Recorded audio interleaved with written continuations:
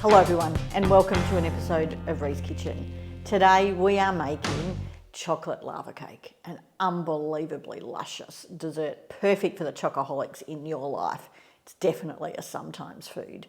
There's two ways to make lava cake. I'm going to use the Ganache method, which guarantees lots of lava when you cut into it at the end. Just amazing. Because there's such a small amount of flour in this recipe, it's very easy to convert to gluten-free. We can just do a direct swap, no need to do any other fiddling, and none of your guests will know that they're eating a gluten-free cake. I can guarantee that. Let's get straight into it, shall we? So first up we have some dark chocolate chips, cream. To prep our tins we have butter and cocoa, then more of that luscious dark chocolate chips, butter, eggs, caster sugar, and just a small amount of plain flour. And for me, of course, that's gluten-free. Now we need to start this recipe by prepping our ganache first, because the ganache is going to take 2 hours in the fridge to set. So first up, we pop our small amount of choc bits in a bowl, and we're going to add only 80 mils of cream.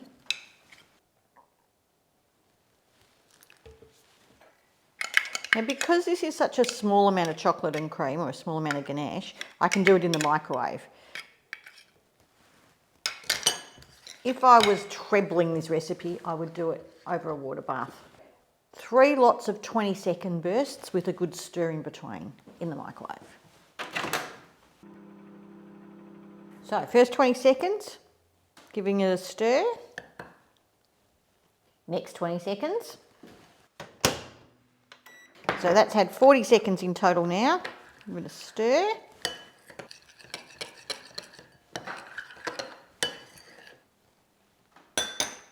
Last one. Now a good stir, just to make sure that it's all incorporated. Look at that. That's beautiful. Now this is going to go into our fridge for at least 2 hours, just so that it firms up so we can make our own little balls. So let's talk tins now. Just before I start, I've popped my oven on already to 190 degrees centigrade, fan forced. Now we're going to use Dariol tins. These are the ones I'm using today are 170 ml. They come in lots of different sizes. 170 ml. But the trick of this is we want it to come out every time. So prepping the tin is really important. So I've melted my butter, and I'm going to brush them well on the inside and then coat the inside with cocoa, like you would a sponge tin and put with flour, but today we're going to use cocoa just to add that little bit extra richness.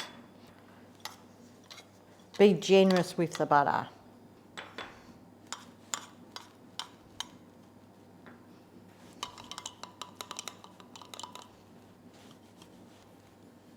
And now to add the cocoa in.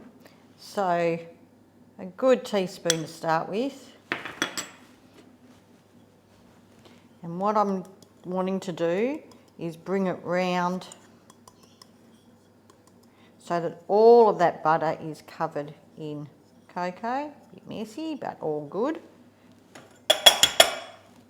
So that you end up with a well-coated tin.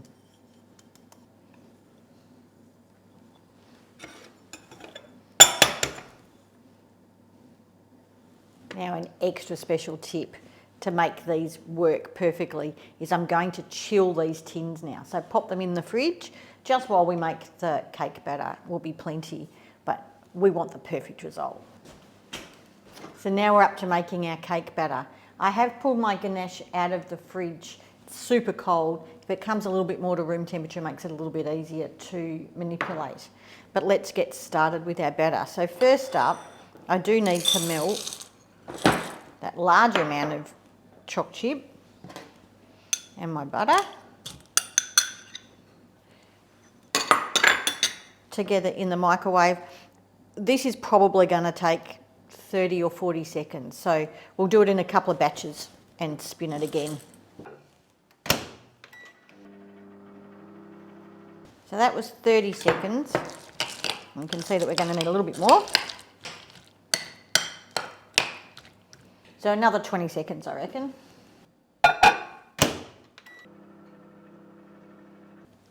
That is stir, incorporate our butter.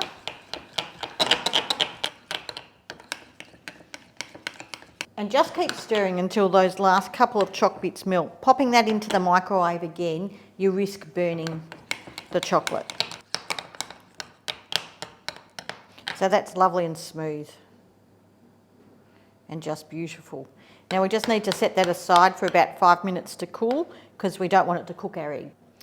So I now have 2 whole eggs and 2 yolks. The whites we're going to use another time. And my caster sugar. And I'm just going to whisk those up by hand until they're nice and thick. The more you whisk, the lighter your batter. So my eggs are nice and frothy now, as you can see. So into that I'm going to add my cooled chocolate, and we want to mix that well. This being the chocolate with the butter. Give that a good mix. Now, lucky last, we're going to add our flour. We're going to fold it in till it's just incorporated. This is the point you don't want to continue to mix too much.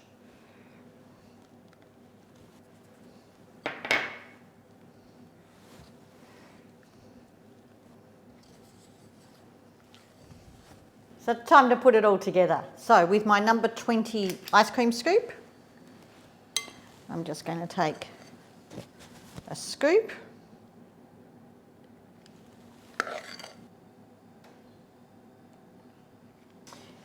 Now for our ganache. Now you want a rounded teaspoon-ish. So I'm actually using a melon baller.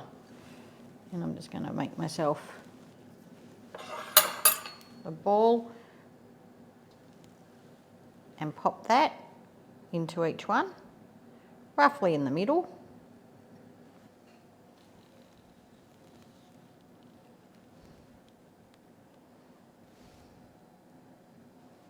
Now don't be tempted to overfill these. We need at least 1 centimetre at the top for these to rise.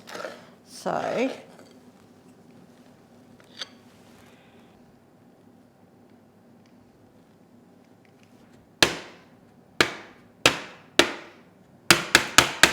these are going to go into the oven now for 20 minutes. Remember, because this is the ganache kind of lava cake, we're actually going to cook the cake properly, not the other kind that has the uncooked batter.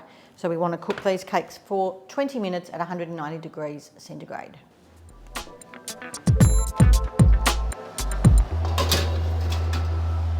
My kitchen just smells so good. Whoops, we've had one explosion. Now with all gluten-free, we need to let these sit for a good 5 minutes. Even if you're using ordinary flour, a good 5 minutes. They're going to shrink back down a little bit, but we want that to solidify before we plate it out. You can see I've got one with a bit of lava oozing already. They look good.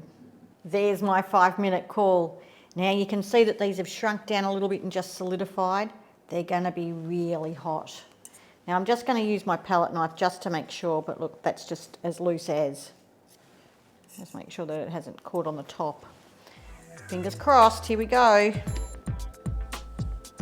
That looks pretty good.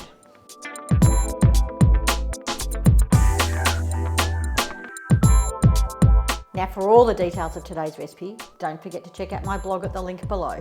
But as always, the best bit's in the eating.